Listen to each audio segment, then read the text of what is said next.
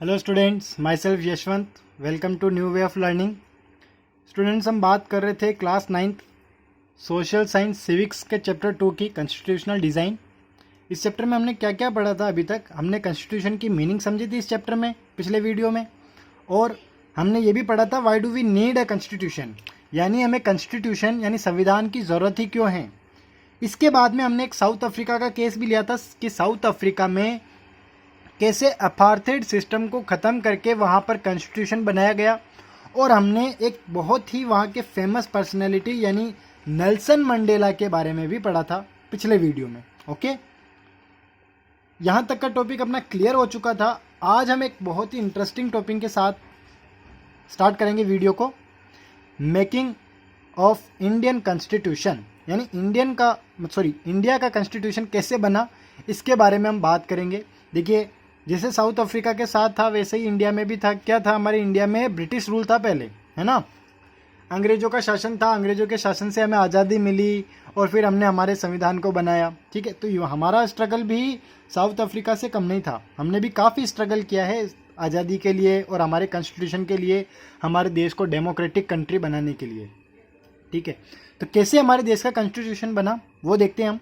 देखिए, कॉन्स्टिट्यूशन को हम पढ़ेंगे, कैसे बना हमारा कॉन्स्टिट्यूशन वो पढ़ेंगे हम।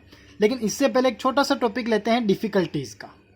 यानी कि जब हमारा संविधान बन रहा था तो हमारे सामने क्या क्या डिफ़िकल्टीज़ थी, क्या क्या प्रॉब्लम्स थी हमारे सामने संविधान को बनाने में, वो हम देखते हैं। First, India is a huge and diverse country, है ना।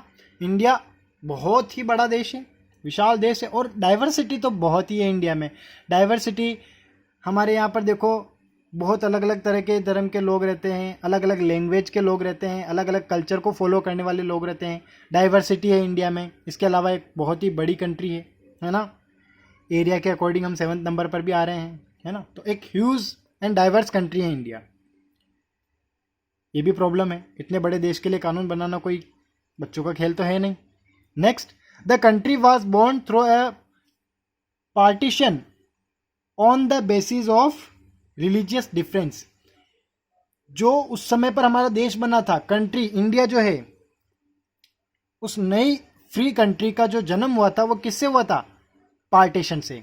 आपको पता होगा ना, जब हमारा देश आज़ाद हुआ तब रिलीजियस बेसिस पर इंडिया को 2 टुकड़ों में बांट दिया गया था, इंडिया एंड पाकिस्तान, है ना।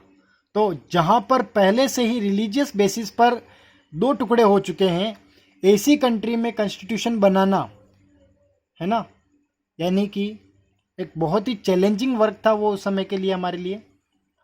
क्योंकि हमारे देश में अभी भी और अलग अलग रिलीजन के लोग रहते थे और हम नहीं चाहते थे कि हमारे देश के और अब टुकड़े हो। ठीक है, ये भी डिफ़िकल्टी थी। और एक और प्रॉब्लम जो थी सबसे बड़ी, वो क्या थी? The British had left it to the ruler of the princely state to decide whether they wanted to merge with India और पाकिस्तान और रिमेन इंडिपेंडेंट। यानी ब्रिटिशर्स ने क्या किया? ब्रिटिशर्स ने जो प्रिंसली स्टेट्स के रूलर थे उनको एक ओपन चॉइस दे दी। प्रिंसली स्टेट्स के जो रूलर्स थे उन्हें ओपन चॉइस दे दी कि वो खुद से डिसाइड करे कि वो इंडिया के साथ मर्ज होना चाहते हैं, पाकिस्तान के साथ मर्ज होना चाहते हैं, या फिर अपने आप को फ्री, स्वतंत्र रखना चाहते हैं, एकदम फ्री कंट्री के रूप में इस्टेब्लिश करना चाहते हैं, है ना। तो हमारे सामने ये भी प्रॉब्लम है। ठीक है, पढ़ा होगा आपने 8th क्लास में कितनी प्रॉब्लम्स आई थी जम्मू एंड कश्मीर को मर्ज कराने में, हैदराबाद मर्ज कराने में, है ना। ठीक है, तो इन सारी प्रॉब्लम्स को फेस करते हुए हमने हमारा इंडियन कॉन्स्टिट्यूशन तैयार किया। अभी कैसे कंप्लीट हुआ, क्या रहा इसका प्रोसेस, बिल्कुल डीपली पढ़ेंगे और अच्छे से समझेंगे। देखिए, first, the path of the constitution. सबसे पहले हमारे कॉन्स्टिट्यूशन को रास्ता कैसे मिला वो देखिए। इन 1928 में क्या हुआ? मोतीलाल जी नेहरू, जो जवाहरलाल नेहरू जी के पिताजी हैं, father of Jawaharlal Nehru, Motilal Nehru and 8 other Congress leaders drafted a constitution for India. उन्होंने संविधान का एक ढांचा तैयार किया। किन्होंने? मोतीलाल जी नेहरू और उनके साथ 8 जो दूसरे कांग्रेस के लीडर्स थे, उन्होंने मिलकर हमारे इंडियन कॉन्स्टिट्यूशन का एक ड्राफ्ट तैयार किया। ठीक है, कब? 1928 में। ठीक है, नेक्स्ट क्या हुआ? 1931 में। 1931 में क्या हुआ, a resolution at the Karachi session of the Indian national Congress dwelt on how independent India's constitution should look like. यानी 1931 में क्या हुआ, कराची में national Congress, Indian national Congress का एक सेशन चल रहा था। वहाँ पर किसके बारे में बताया गया, वहाँ पर यह बताया गया कि जो हमारा इंडिया है वो फ्री होने के बाद उसका कॉन्स्टिट्यूशन कैसा होना चाहिए उसके बारे में डिस्कशन हुआ था। तो इन दोनों ही बातों से हमारे कॉन्स्टिट्यूशन को एक रास्ता मिला कि हमें जब संविधान बनाना है तो हमें किस वे में जाना है। ठीक है, इन दोनों ही टाइम पीरियड में क्या हुआ, हमारे कॉन्स्टिट्यूशन को क्या मिला, रास्ता मिला कि हमें किस दिशा की ओर आगे बढ़ना है। 1928 में मोतीलाल जी नेहरू और उनके साथ 8 दूसरे कांग्रेस के लीडर्स थे, उन्होंने एक ड्राफ्ट तैयार किया कॉन्स्टिट्यूशन का। 1931 में क्या हुआ, कराची में जो इंडियन नेशनल कांग्रेस का सेशन चल रहा था उसमें बताया गया कि भाई स्वतंत्र भारत का संविधान किस तरह का दिखना चाहिए। क्लियर। इन सब के बाद में मेन प्रोसीजर स्टार्ट होता है अब, द कॉन्स्टिट्यूएंट असेंबली। ओके, यहां से हम स्टार्ट करते हैं। देखिए ध्यान से समझना, एक एक पॉइंट को, एक एक डेट को अच्छे से नोट डाउन करना। The constitution was drafted by the constituent assembly. Constitution को ड्राफ्ट कैसे किया गया, किसने बनाया, तो कॉन्स्टिट्यूएंट असेंबली ने बनाया। किसने बनाया, हमारे देश का कॉन्स्टिट्यूशन किसने बनाया, द कॉन्स्टिट्यूएंट असेंबली ने। Okay, which was elected by elected members of provincial assemblies. अंग्रेजों के शासन के समय क्या था, प्रोविंशियल असेंबलीज होती थी, वहां पर जो हमारे इलेक्टेड मेंबर्स थे उन्होंने कॉन्स्टिट्यूट असेंबली के मेंबर सिलेक्ट किए और उन मेंबर्स ने हमारे देश का संविधान बनाया। क्लियर। देखो हमारे देश का संविधान किसने बनाया, कॉन्स्टिट्यूएंट असेंबली ने, उसमें बहुत सारे मेंबर्स थे। ये मेंबर कहाँ से आए बेटा, ये मेंबर आए प्रोविंशियल असेंबलीज से, प्रोविंशियल असेंबलीज से इलेक्ट किए गए थे मेंबर। ठीक है, हो रहा है क्लियर। अंग्रेजों के शासन के समय जो प्रोविंशियल असेंबलीज थी उनके इलेक्टेड मेंबर्स ने ही कॉन्स्टिट्यूएंट असेंबली के मेंबर्स को इलेक्ट किया और उन सभी लोगों ने हमारे कॉन्स्टिट्यूशन का ड्राफ्ट तैयार किया, हमारा कॉन्स्टिट्यूशन तैयार किया। क्लियर। चलो, कॉन्स्टिट्यूएंट असेंबली बन चुकी थी। 6 दिसंबर 1946, डेट अच्छे से ध्यान में रखनी है सारी।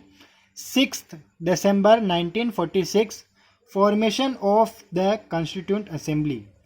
कॉन्स्टिट्यूएंट असेंबली कब बनी थी, कब तैयार हो गई थी, 6 दिसंबर को 1946, 6 दिसंबर 1946 को कॉन्स्टिट्यूएंट असेंबली का फॉर्मेशन हो चुका था।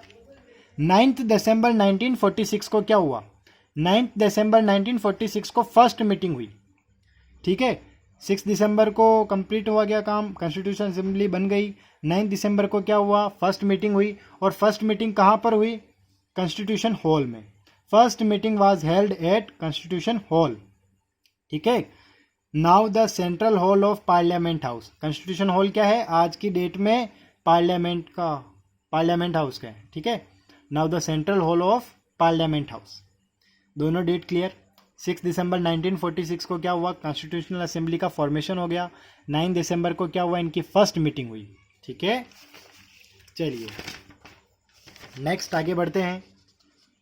अब फर्स्ट मीटिंग हो रही थी 9 दिसंबर को, तो उस समय कोई ना कोई तो उस पूरी असेंबली का हेड होना चाहिए ना। ठीक है, तो उस समय टेम्परेरी प्रेसिडेंट किसे बनाया गया, टेम्परेरी प्रेसिडेंट बनाया गया सच्चिदानंद सिन्हा को। किन्हें बनाया गया, टेम्परेरी प्रेसिडेंट बनाया गया सच्चिदानंद सिन्हा को।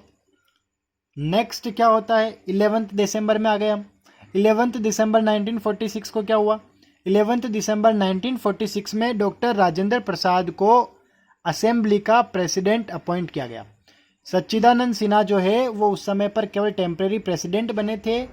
फिर बाद में 11 दिसंबर को क्या हुआ, the assembly appointed doctor Rajendra Prasad as its president. Doctor Rajendra Prasad को असेंबली ने प्रेसिडेंट अपॉइंट कर लिया। इसके अलावा एच.सी. मुखर्जी को वाइस चेयरमैन बनाया गया और बी.एन. राव जो है लीगल एडवाइजर बने। Okay, clear. There were initially 389 members. शुरुआत में उस असेंबली में कितने मेंबर्स थे, शुरुआत में मेंबर्स थे कितने, 389 members. There were initially 389 members which decline to 299 after partition. यानी शुरुआत में क्या था, इंडिया और पाकिस्तान जब एक था तब इंडियन प्रोविंसेस के और पाकिस्तान प्रोविंसेस के मेंबर साथ में थे। टोटल मेंबर कितने थे? 389। लेकिन क्या हुआ, जब पार्टीशन हो गया तो क्या पाकिस्तान के जो मेंबर्स थे क्या वो भी अब इंडिया के कॉन्स्टिट्यूशन में बनाने में अपना रोल प्ले करेंगे? नहीं, अब वो पाकिस्तान का कॉन्स्टिट्यूशन तैयार करेंगे। ठीक है, तो मेंबर्स कम हो गए, कितने रह गए? 299। पार्टीशन के बाद कितने मेंबर रह गए? 299। ओके, नेक्स्ट डेट 13 दिसंबर 1946। 13 दिसंबर 1946 को क्या हुआ? An objective resolution was presented by Pandit Jawaharlal Nehru. 13 दिसंबर 1946 को पंडित जवाहरलाल नेहरू ने ऑब्जेक्टिव रेजोल्यूशन दिया, जो कि क्या बन गया बाद में? The preamble of the constitution. क्या बन गया? The preamble of the constitution. Clear? 13 दिसंबर 1946 को पंडित जवाहरलाल नेहरू ने जो ऑब्जेक्टिव रेजोल्यूशन दिया था वो बाद में क्या बन गया? The preamble of the constitution. Clear? चलिए नेक्स्ट 22 जुलाई 1947 को 22 जुलाई 1947 को क्या हुआ? National flag adopted. जो हमारा राष्ट्र ध्वज है उसे अडोप्ट किया गया, अपनाया गया। ठीक है, 22 जुलाई 1947 को नेशनल फ्लैग अडोप्ट किया गया। 15 अगस्त 1947, सभी को याद होगी ये डेट। तो 15 अगस्त को क्या हुआ था? 15 अगस्त 1947 को अचीव्ड इंडिपेंडेंस, यानी भारत ने क्या हासिल कर ली थी? स्वतंत्रता, इंडिपेंडेंट। अब भारत फ्री हो चुका था, स्वतंत्र हो चुका था। इसे हम इंडिपेंडेंस डे के रूप में भी सेलिब्रेट करते हैं इस डे को। और साथ में एक और सिचुएशन भी हुई थी इसी दिन। क्या हुआ था? India split into the dominion of India and dominion of Pakistan, यानी इंडिया और पाकिस्तान अलग हो गए थे। ठीक है, नेक्स्ट 29 अगस्त 1947। 29 अगस्त 1947 को क्या हुआ? Drafting committee appointed. एक ड्राफ्टिंग कमेटी तैयार की गई कि भाई अब कानून बनाना है तो कानून बनाने के लिए ड्राफ्टिंग कमेटी की जरूरत पड़ेगी, है ना, जो कानून का ढांचा तैयार करे। तो ड्राफ्टिंग कमेटी कब अपॉइंट की गई? 29 अगस्त 1947 को। और ड्राफ्टिंग कमेटी के चेयरमैन कौन बने? डॉक्टर भीमराव अंबेडकर। डॉक्टर भीमराव अंबेडकर को ड्राफ्टिंग कमेटी का चेयरमैन बनाया गया और इसीलिए आज हम उन्हें किस नाम से जानते हैं? Father of the Indian constitution. ठीक है, नेक्स्ट 26 नवंबर 1949। 26 नवंबर 1949 को क्या हुआ? 26 नवंबर 1949 को the constitution of India was passed and adopted by the assembly, यानी 26 नवंबर 1949 को हमारा कॉन्स्टिट्यूशन बनकर तैयार हो गया था, उसे पास भी कर दिया गया था और उसे अडोप्ट कर लिया गया था असेंबली के द्वारा, यानी असेंबली ने उसे अपना लिया। नेक्स्ट डेट क्या आ रही है? 24 जनवरी 1950। 24 जनवरी 1950 को क्या हुआ? लास्ट मीटिंग हुई असेंबली की और उस लास्ट मीटिंग में क्या हुआ? लास्ट मीटिंग में कॉन्स्टिट्यूशन पर सभी मेंबर्स ने सिग्नेचर किए, मतलब उसे एक्सेप्ट किया।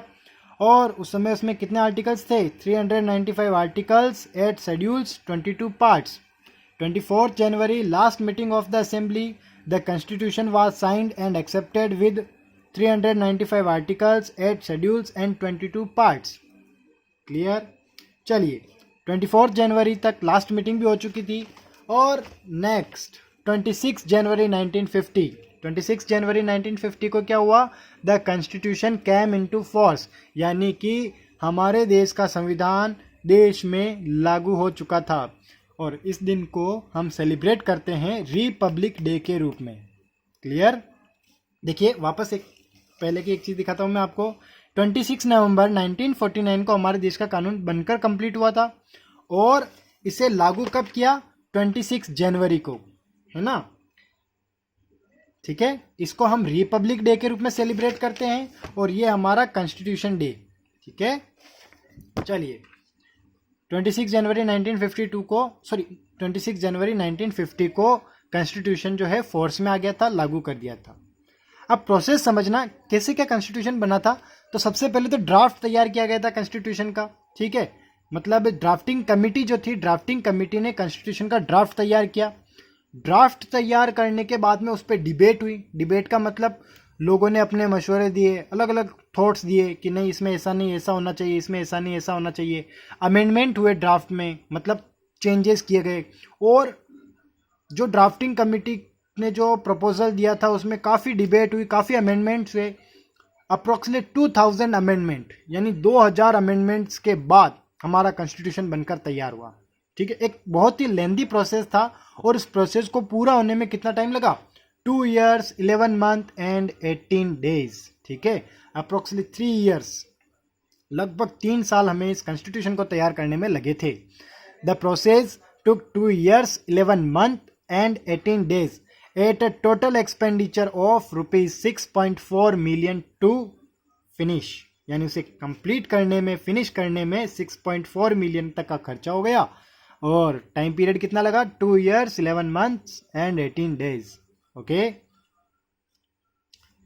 तो ये हमने पढ़ा है कि हमारा इंडियन कॉन्स्टिट्यूशन कैसे बनकर तैयार हुआ। नेक्स्ट वीडियो में हम पढ़ेंगे कि हमारे इंडियन कॉन्स्टिट्यूशन में क्या क्या इन्वॉल्व है, हमने इन्फ्लुएंस किस किस से लिया, यानी हमारे कॉन्स्टिट्यूशन को तैयार करने में हमने कैसे दूसरों से हम प्रभावित हुए, उनको हमने कैसे अडॉप्ट किया, सारी चीज़ें। ओके, चलिए मिलते हैं नेक्स्ट वीडियो में।